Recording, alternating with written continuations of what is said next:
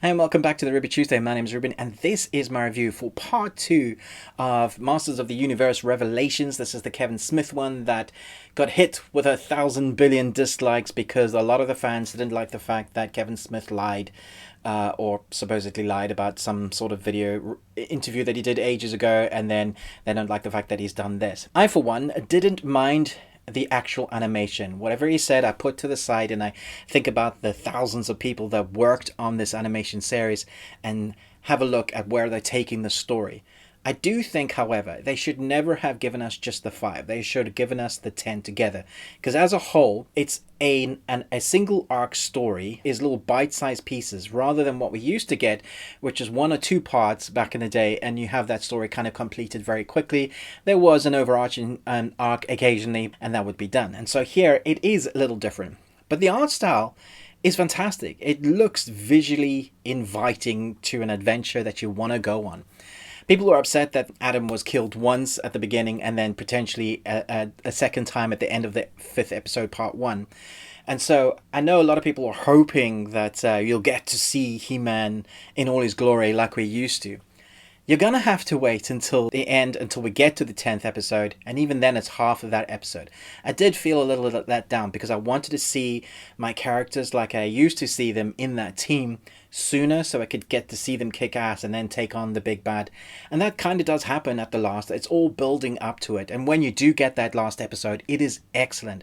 It's visually massive. It's a universe battle, and there are stakes, but there's definitely going to be, if you're like a diehard fan, there's definitely be things in this series that you're going to dislike again, especially when you see Adam. There's a moment where he gets his power.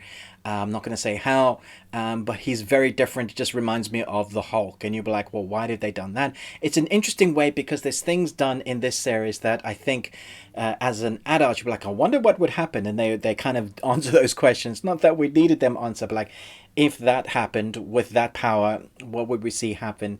And that's what we get. I do feel like it was a nice, satisfying ending, but I wasn't emotionally engaged. I think the visual style of it was fantastic. I think the characters were voiced brilliantly because you have an amazing voice acting cast, from Leanna Headley to Skywalker as Skeletor.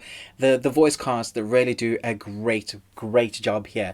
And then you have a score which knocks it out of the park. When it crescendos to a big battle moment, you are there with it because it's there. It's part of the edit. It makes you feel like you know exactly what's going to happen, what has happened in the past, and what's to come.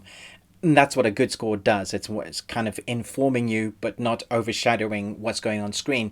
And it couldn't do that because there's a lot of arresting visuals that make you go, whoa, that was cool. Loved what you did there.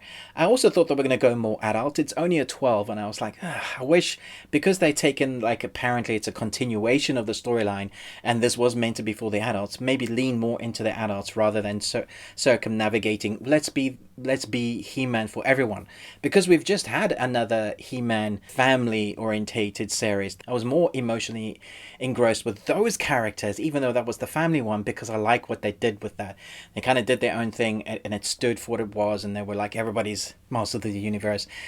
I like that kind of more, but I love the art style of this one more. So there's bits of goodness to pull from everyone. I do feel like the second half is the better of the half, but that should never have been the case. They should have released all 10 together so we could understand what they were going for as a whole of the story. There is going to be more by the looks of it, because of the way it ends. Leads us to think that there's going to be more. So let me know in the comments, do you want more? Could you stand to see more from this voice cast, from this art style? I think the next story could be really interesting now that we've established what they're doing with this kind of storyline. I think Kevin Smith is a great writer, and the people that he has on his team is great. Regardless of what you think about the person, you got to look at the product. If you don't like what they've done with it, that's fine. That's your prerogative, and everybody is allowed their own opinion. But for me, I look at the product as a whole. Do I like the acting, the voice casting? Do I like the animation style, the score, and the way it's put together? And I kind of do. 3 Nicolas Cages out of 5. It's not brilliant, but it is fun. Let me know in your comments below. Thanks so much for watching this. I will be doing an ending explained. But until next time, remember, live long and Tuesday.